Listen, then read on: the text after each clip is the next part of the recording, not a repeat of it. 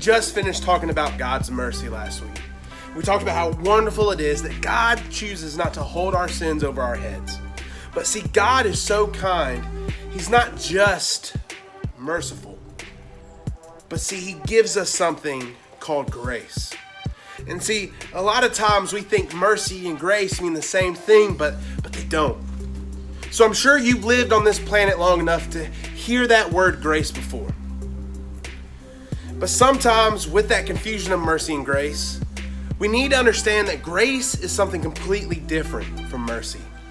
See, grace isn't God pitying us because of our faults. Grace is you receiving the power to do what God has called you to do. See, that's way different than just simple forgiveness. So let's think about it. Why would the Bible say that Jesus was a man full of grace if he was someone who had no faults and no sin in him? So if Jesus is full of grace, then grace must be something a little bit different from mercy. I think this ultimately means that grace means something more than just merciful. Let's look at a story in the Bible that I believe fully shows what grace is and helps us understand and define what it is.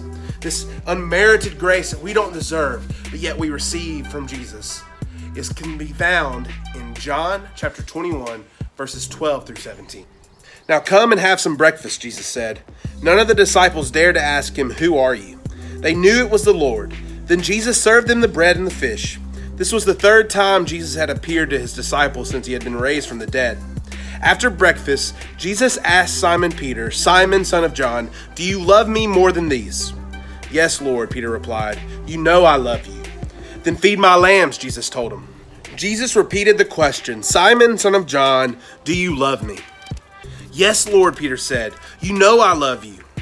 "Then take care of my sheep." Jesus said a third time, he asked him, "Simon, son of John, do you love me?" Peter was hurt that Jesus asked the question a third time. He said, "Lord, you know everything, and you know that I love you." Jesus said, "Then feed my sheep." So if you remember correctly, Peter was a disciple who denied Jesus 3 times before Jesus' crucifixion. So in this story, we see Jesus eating breakfast after he was raised from the dead with his disciples for the last time to really show them some things. And see, we see here Jesus asking Peter, "Do you love me?" And Peter tells him the truth and says, "Yes." And then Jesus says, "Feed my sheep." See, Jesus wasn't just telling Peter to prove his devotion. He was re-identifying Peter as someone who follows God. And Jesus was re-identifying Peter as someone that he trusted enough to be called on assignment for God. So maybe no one's told you this before, but God trusts you enough to give you things that need to be done on his behalf. See, that's a really important thing. See, God gives us so much grace that he hands us, a sinner, the task that is his. That is way more than mercy. That is way more than forgiveness. Grace changes us. It re-identifies us. It makes us someone new. Peter went from the denier to the person who's going to be the rock and the foundation of the church.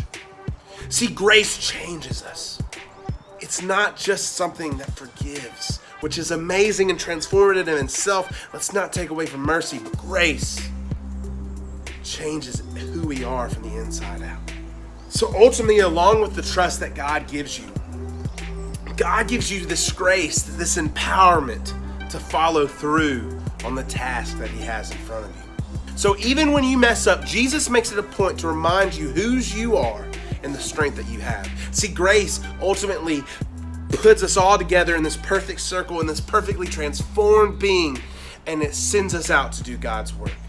So grace is way more than mercy. Grace is transformative in all its being and remakes you a whole new person. So grace is a pretty big and heavy idea. So this week when you go into small groups, wrestle with this idea of grace.